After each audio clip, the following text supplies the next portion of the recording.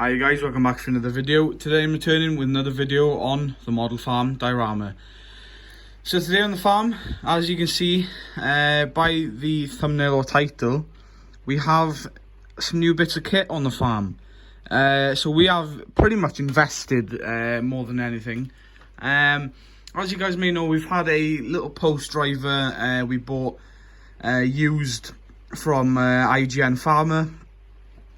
He was selling his post driver as he was getting a similar one but with a few different features, and well, she was a brand new, and of course us not having a post knocker before, we decided to go for a used one to start with and then upgrade. We still have it, we're not going to get rid of it. The plans is to put it on front of the telehandler or the front loader, because it's kind of suited, the design of that post driver is kind of suited for that. So I think down the line we're going to put some loader brackets on it, and we'll be able to use it on the loader then. But here we've just got my brother in the Valtra, in his tractor pretty much. She doesn't get used for anything else really.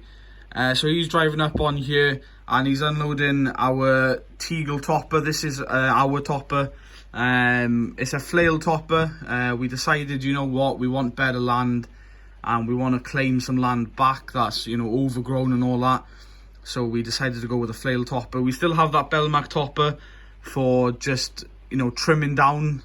So say we've got stocky grass that cows don't eat, well, it's better than to just use that topper, especially if, you know, you want to leave a bit of grass left for them.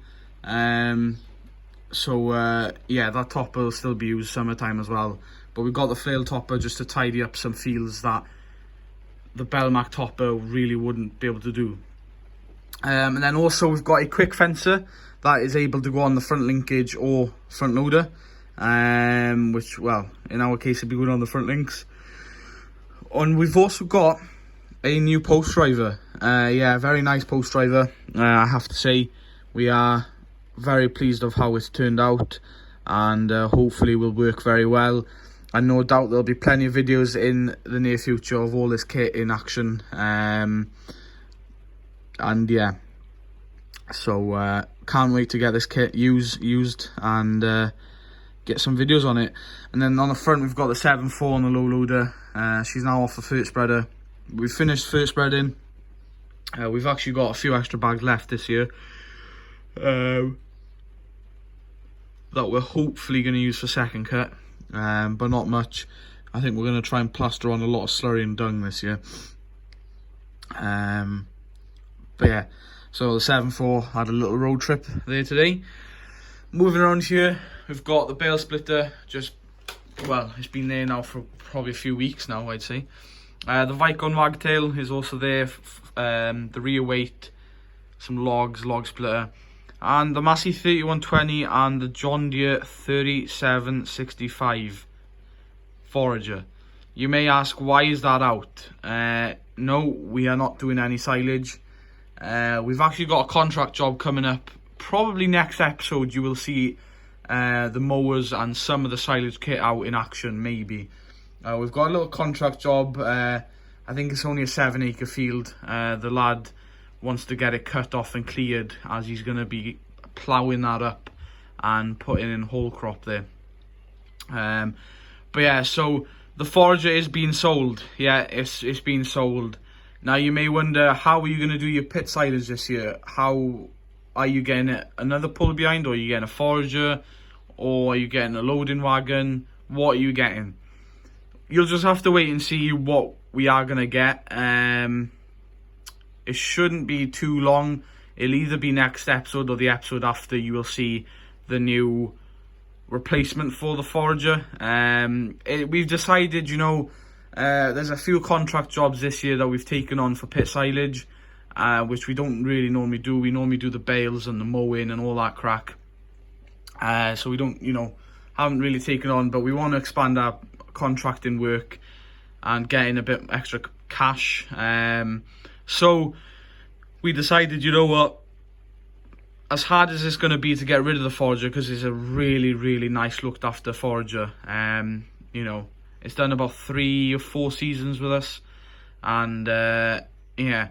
But anyway, so yeah, we've decided to sell it, and we've done a bit of an upgrade. You will have to wait and see though, as I said in the upcoming episodes. But yeah, it's been sold.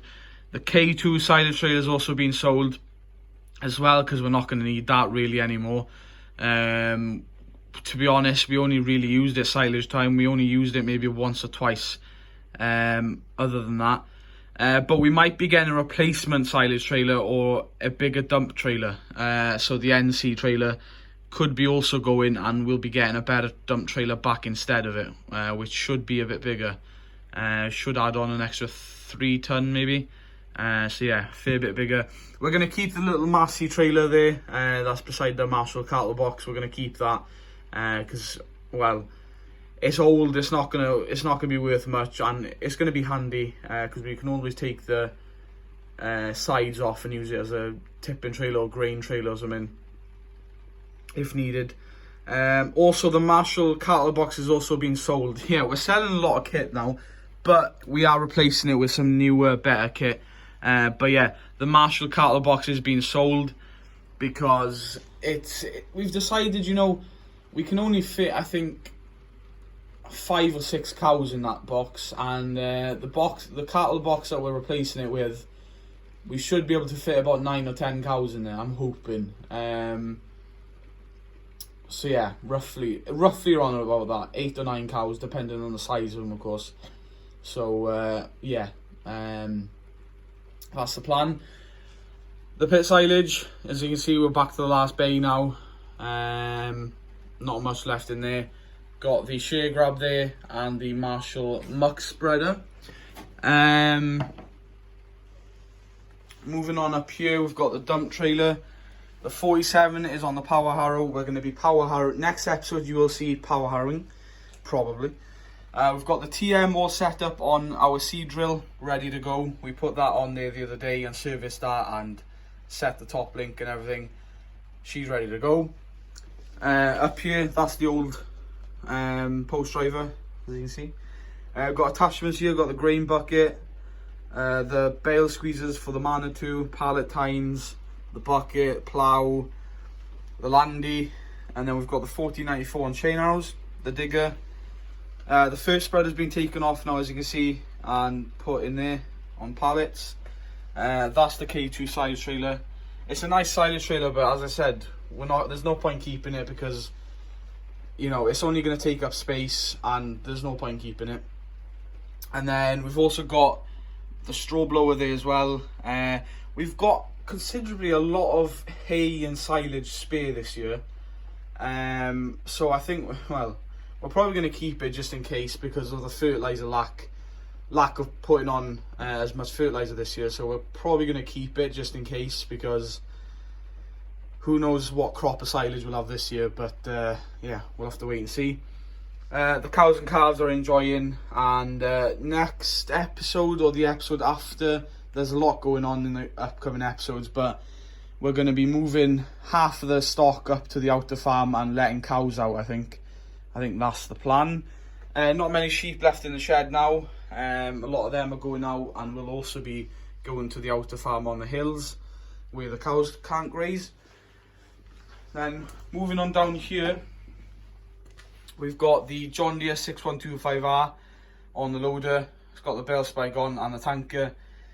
We've got a slurry store, or a slurry lagoon at the outer farm, and well, it's a slatted shed, it is, and basically the slurry's gotten very thick there where the bullocks are, because that's where we take our bullocks to fatten up, and we are having to take a few load of dirty water over there to mix it, because we are going to be tanking the slurry back to this farm, because the ground is so hilly. We've only got about 10 acres of flat ground over there, so because the ground is so hilly over there, we're going to tank the slurry back, which is only about maybe 10-15 loads there.